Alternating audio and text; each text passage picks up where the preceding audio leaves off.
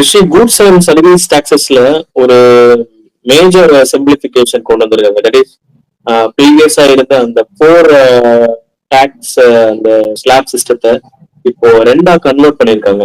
So இந்த sudden changes எதனால? இந்த ஜிஎஸ்டி ஸ்லாபை வந்து ரெண்டா மாத்திருக்காங்க, 5% அண்ட் 18%.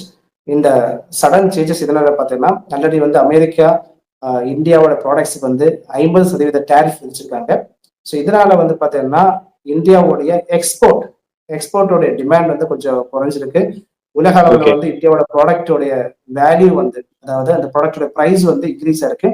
ஸோ இந்த சுச்சுவேஷன்ல இந்தியாவுக்குள்ளாடி டிமாண்ட் வந்து இன்க்ரீஸ் பண்றது, இந்தியாவுக்குள்ளாடி கன்சம்ஷன், அதாவது இந்தியாவுக்குள்ளாடி ப்ராடக்ட்ஸோடைய கன்சம்ஷன் இன்க்ரீஸ் பண்ணணும்னா இந்தியாவுக்குள்ளாடி இருக்கக்கூடிய ப்ராடக்ட்ஸை வந்து அதோடைய ப்ரைஸை வந்து டிக்ரீஸ் பண்ணணும். ஸோ அதோட ப்ரைஸ் டிக்ரீஸ் பண்றதுக்கு ஒரே ஆப்ஷன் ஜிஎஸ்டி ஸ்லாபை வந்து குறைக்கிறது அண்ட் ஜிஎஸ்டியோடைய டாக்ஸ் ரேட்டை குறைக்கிறது. இந்த டாக்ஸ் ரேட்டை குறைக்கும் போது ஆட்டோமேட்டிக்கலி பொருட்களுடைய ப்ரைஸ் டிக்ரீஸ் ஆகும்.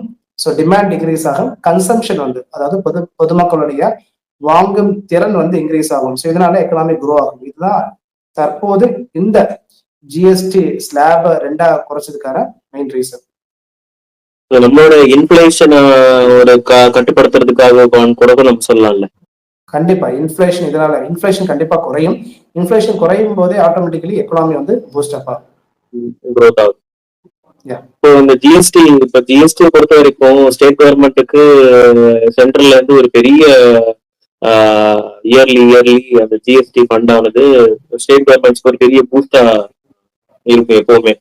இப்போ இந்த ஜிஎஸ்டி இப்போ இந்த ரேட் கட் பண்றதுனால கவர்மெண்ட்டுக்கு என்ன மாதிரியான ரெவன்யூ லாசஸ் வரும்? கண்டிப்பா வந்து கவர்மெண்ட்டுக்கு ரெவன்யூ லாசஸ் இருக்கும். ஸ்டேட் பேங்க் ஆஃப் இந்தியாவோட ரிப்போர்ட் பிரகாரம் மினிமம் 4,000 crores ஆவது ஸ்டார்ட் அப்ல வந்து ஒரு ரெவன்யூ லாஸ் இருக்குங்கிறத சொல்லியிருக்காங்க ஸ்டேட் பேங்க் ஆஃப் இந்தியா ரிப்போர்ட்ல. கண்டிப்பா ரெவன்யூ லாஸ் இருக்கும். பட் இதோடைய பேலன்ஸ் நம்ம பார்க்கணும். இந்த ஜிஎஸ்டி ஸ்லாப் கட்டுறதுனால வந்து எக்கனாமிக் பூஸ்டப் ஆகும், ease of doing business easy ஆகும். அண்ட் அதே மாதிரி இன்னொரு சைட்ல வந்து பாத்தீங்கன்னா ஒரே ஸ்லாப்ல இந்த மாதிரி டாக்ஸ் கட் கொண்டு வரும்போது நிறைய ப்ராடக்ட்ஸை பொறுத்த வரைக்கும் ஒரே மாதிரி ஜிஎஸ்டி இருக்கிறதுக்கான சான்சஸ் இருக்கு. அண்ட் இன்புட் டேக்ஸ் கிரெடிட், அதாவது பெனிஃபிட் பொறுத்த வரைக்கும் நிறைய நிறைய நிறைய மேனுஃபேக்சரிங் வந்து பெனிஃபிட் கிடைக்கும். இதனால மேனுஃபேக்சரிங்கை பொறுத்த வரைக்கும் பார்த்தீங்கன்னா பூஸ்டப் ஆகும். எதனாலன்னா அந்த ப்ராடக்ட்ஸ் எல்லாமே வந்து ப்ரைஸ் டிக்ரீஸ் ஆகும். அண்ட் அக்ரிகல்ச்சர் ப்ராடக்ட்ஸை பொறுத்த வரைக்கும், ஃபுட் ப்ராசஸிங்கை பொறுத்த வரைக்கும் பார்த்தீங்கன்னா அங்கேயும் வந்து பார்த்தீங்கன்னா பொருட்களோட ப்ரைஸ் எல்லாம் டிக்ரீஸ் ஆக போகுது. ஸோ இதனால வந்து பார்த்தீங்கன்னா ஈவன் தோ ஒரு ரெவன்யூ லாஸ் இருந்தா கூட இந்த சைட்ல எக்கனாமிக் பூஸ்டப் ஆகிறதுனால இது ஒரு பேலன்ஸா தான் நம்ம பார்க்க போறோம். இப்போ கன்சியூமர் பேஸ் வந்து இன்க்ரீஸ் ஆகும் கூட சொல்லலாம். ஏன்னா ஜிஎஸ்டி ரேட் கட் ஆகும் போது உங்களுக்கு கன்சியூமர் ப்ராடக்ட்ஸ் வந்து இன்னும் ஈஸியா மக்கள் மத்தியில பெனிட்ரேட் ஆகும் அப்படின்னு கூட நம்ம சொல்லலாம். கரெக்டான பாயிண்ட். அதான் நான் ஃபர்ஸ்டே சொன்னேன். கன்சம்ஷன் வந்து எப்போ இன்க்ரீஸ் ஆகும் பார்த்தீங்கன்னா ஒரு நாட்டோடைய பொருளாதாரத்துல மார்க்கெட்ல வந்து அதிகமான பொருட்கள் இருக்கும்போதுதான் அங்க கன்சம்ஷன் இன்க்ரீஸ் ஆகும்.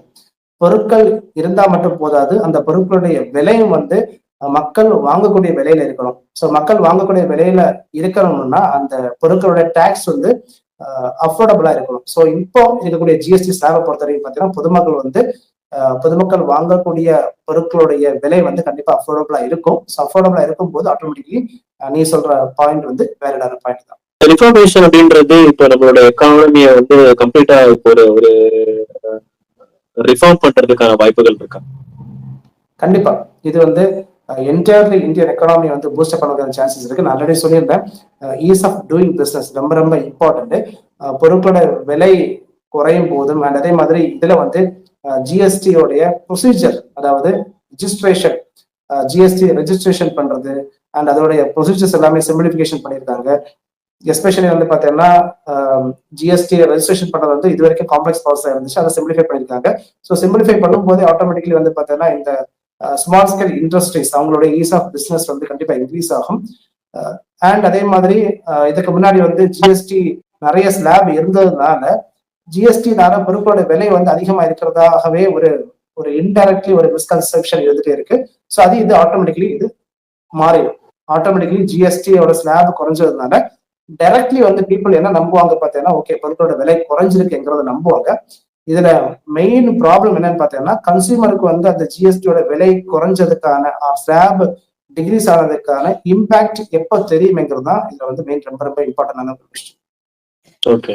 ஸோ இப்போ நம்ம ஓவராலா இப்போ நீ சொன்ன டேட்டா வச்சு ஒரு 4,000 crores அப்ராக்சிமேட்லி ஒரு ரெவன்யூ லாஸ் இருக்குன்ற மாதிரி சொல்றாங்க. பட் ஸ்டேட் கவர்மெண்ட் இது எந்த அளவுக்கு அஃபெக்ட் பண்ணும்? கண்டிப்பா ஸ்டேட் கவர்மெண்ட் ரெவன்யூ அஃபெக்ட் ஆகும்.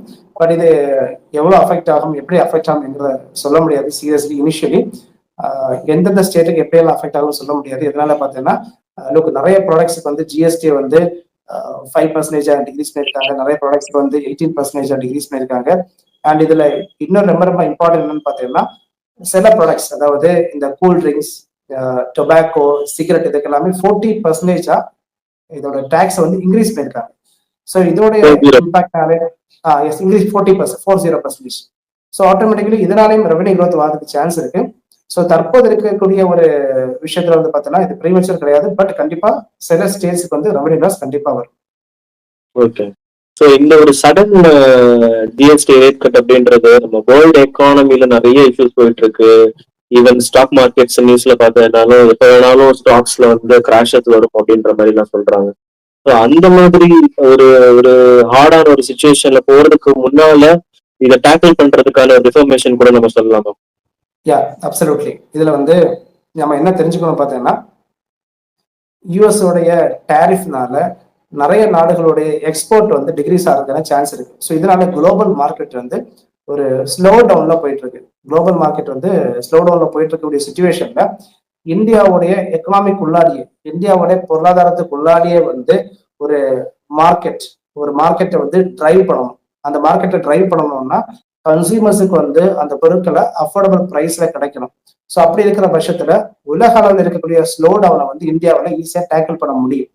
ஸோ டேக்கிள் பண்றதுக்காக தான் இந்தியாவில் இருக்கக்கூடிய பொருட்கள் இந்தியாவுக்கு உள்ளாடியே வந்து consumer especially middle class families இவங்க வந்து வாங்கக்கூடிய பொருட்கள் எல்லாமே வந்து பார்த்தீங்கன்னா தற்போது ஜிஎஸ்டி ஸ்லாப் டிகிரீஸ் பண்ணியிருக்காங்க.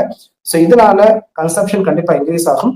ஸோ வேர்ல்டு எக்கனாமி வந்து இந்தியாவில் அஃபெக்ட் ஆகாம இருக்கிறதுக்கான ஒரு பேசிக் ஸ்டெப்பா தான் இந்த ஸ்லாப் டிகிரீஸ் பண்ணியிருக்காங்க. ஓகே. ஜிஎஸ்டி ரிஃபர்மேஷனை பொறுத்த வரைக்கும் இப்போ மிடில் கிளாஸ் கன்சம்ஷன் அப்படின்றத இந்தியாவோட எக்கானமியை வந்து மெஜாரிட்டி வந்து டிரைவ் பண்றது. ஸோ ஒரு மிடில் கிளாஸ்ன்ற ஒரு வகையில இதோட இம்பாக்ட் எப்படி இருக்கும்? கண்டிப்பா லைக் மிடில் கிளாஸை பொறுத்த வரைக்கும் இந்த ஜிஎஸ்டி ஸ்லாபை பொறுத்த வரைக்கும் நிறைய பொருட்கள் ஜிஎஸ்டி 28% இருந்ததை வந்து 18% டிகிரீஸ் பண்ணியிருக்காங்க. எஸ்பெஷலி அவங்க வாங்கக்கூடிய கார், அவங்க வாங்கக்கூடிய 2 வீலர்ஸ் இந்த மாதிரி பொருட்கள் எல்லாத்தோட விலை வந்து ஆட்டோமேட்டிக்கலி டிகிரீஸ் ஆகும். அண்ட் அவங்க வாங்கக்கூடிய கன்சியூமர் ப்ராடக்ட்ஸ் எல்லாமே வந்து பார்த்தீங்கன்னா ஜிஎஸ்டி ஸ்லாப் 5% ஆர் 18% முன்னாடி நிறைய டிகிரீஸ் ஆகுது. ஸோ பொருட்கள் எல்லாமே கண்டிப்பா டிகிரீஸ் ஆகும் போது அவங்களால அதிகமான பணம் சேவ் பண்ண முடியும். அண்ட் ரொம்ப ரொம்ப இம்பார்ட்டன்ட் என்னன்னு பார்த்தீங்கன்னா இன்வெஸ்ட்மெண்ட். இந்த மிடில் கிளாஸ் ஃபேமிலி வந்து இன்வெஸ்ட்மெண்ட் பண்ண முடியாத சுச்சுவேஷன் இருக்காங்க. ஸோ சேவிங் பிளஸ் இன்வெஸ்ட்மெண்ட் ரொம்ப ரொம்ப இம்பார்ட்டன்ட் மிடில் கிளாஸ் ஃபேமிலியை பொறுத்த வரைக்கும். ஸோ இந்த ஒரு விஷயத்தை அவங்களால ஈஸியா பண்ண முடியும். அண்ட் தேர்ட் ஒரு விஷயம் பார்த்தீங்கன்னா ஸ்மால் ஸ்கேல் இண்டஸ்ட்ரீஸை பொறுத்த வரைக்கும் இது வந்து கண்டிப்பா ஒரு எம்ப்ளாய்மெண்ட் ஜென்ரேட்டிங் ஒரு ஸ்கீமை தான் நான் பார்க்குறேன். ஈவன் இப்போ ஃபுட் அண்ட் சப்ளிமெண்ட் ப்ராடக்ட்ஸ்ல கூட பார்த்தீங்கன்னா மெஜாரிட்டி 20% ஸ்லாப்ல தான் இருக்கு. ஸோ இப்போ ஒரு ஃபார் எக்ஸாம்பிள் இப்போ ஒரு 500 ரூபா ப்ராடக்ட் அப்படின்னா நம்ம ஆல்மோஸ்ட் அப்ராக்சிமேட்லி ஒரு 750 rupeesக்கு மேல பே பண்ணாதான் அந்த ப்ராடக்ட் நம்ம வாங்க முடியும். மேபி இது சொன்ன மாதிரி 28% 18% சிம்பிளிஃபை பண்ணிட்டாங்கன்னா ஆல்மோஸ்ட் ஒரு 200 rupees குறையிறதுக்கான வாய்ப்பு இருக்கு. ஸோ ஈஸியா கன்சம்ஷன் இன்க்ரீஸ் ஆகும். ஃபர்ஸ்ட் அந்த ஜிஎஸ்டி கவுன்சில் அப்படின்ற ஒரு விஷயம் ஃபார்ம் பண்ணும்போது ஆன்டி ப்ராஃபிட்டரிங் அத்தாரிட்டி அப்படின்னு ஒன்று ஃபார்ம் பண்ணிருந்தாங்க. அண்ட் இப்போ இந்த 2.0 வெர்ஷன்ல பார்த்தீங்கன்னா அதை கம்ப்ளீட்டா அபாலிஷ் பண்ணிருக்காங்க. அதுக்கான ரீசன் என்ன? ஆன்டி ப்ராஃபிட்டரிங் அத்தாரிட்டி வந்து முன்னாடி எதுக்காக கொண்டு வந்தாங்கன்னா ஜிஎஸ்டியில வந்து இன்புட் டேக்ஸ் கிரெடிட், இந்த டேக்ஸ் கிரெடிட் மூலமா மேனுஃபேக்சரிங் செக்டர்ஸ்க்கு வந்து ரீஃபண்ட் கிடைக்கும். இந்த ரீஃபண்ட் வந்து கன்சியூமர்ஸ்க்கு டைரக்டா பெனிஃபிட் ஆகுதா இல்லையாங்கிறத வந்து பாக்குறதுக்காக தான் இந்த ஆன்டி ப்ராஃபிட் ஷேரிங் அத்தாரிட்டி கொண்டு வந்திருக்காங்க. ரீசென்ட்லி இந்த ஆன்டி ப்ராஃபிட் ஷேரிங் அத்தாரிட்டியை வந்து அபாலிஷ் பண்ணிருக்காங்க. ஸோ இப்போ இருக்கக்கூடிய சுச்சுவேஷன் என்ன இஷ்யூ பார்த்தீங்கன்னா இந்த ஜிஎஸ்டி ஸ்லாப் டிக்ரீஸ் பண்றதுனால ப்ராடக்ட்ஸோட விலையெல்லாம் குறையும். ஸோ இந்த விலை குறைவு வந்து கன்சூமருக்கு எவ்வளவு பெனிஃபிட் ஆகும் என்கிறத வந்து தெரிஞ்சுக்கிறதுக்கான ஒரு அத்தாரிட்டி தற்போது கிடையாது. ஸோ இதுதான் ஒரு கொஸ்டின் மார்க். ஸோ தற்போது வந்து பாத்தீங்கன்னா இந்த மாதிரி ஜிஎஸ்டி ஸ்லாப் டிக்ரீஸ் பண்ணும்போது அந்த கன்சூமருக்கு எவ்வளவு பெனிஃபிட் ஆகுதுங்கிறத வந்து தெரிஞ்சுக்கிறதுக்கான ஒரு பாசிபிளான ஒரு விஷயம் தற்போது கிடையாது, இந்த ப்ராஃபிட்டியரிங் அத்தாரிட்டி அபாலிஷ் பண்ணதுனால. ஸோ இனிமே வந்து கன்சூமர்ஸை பொறுத்த வரைக்கும் எனி பிசினஸ் மேனை பொறுத்த வரைக்கும் பார்த்தீங்கன்னா அவங்க வந்து competition commission of India or GST ட்ரிபியூனல்ல தான் டைரக்டா போய் கேஸ் போட முடியும். ஓகே.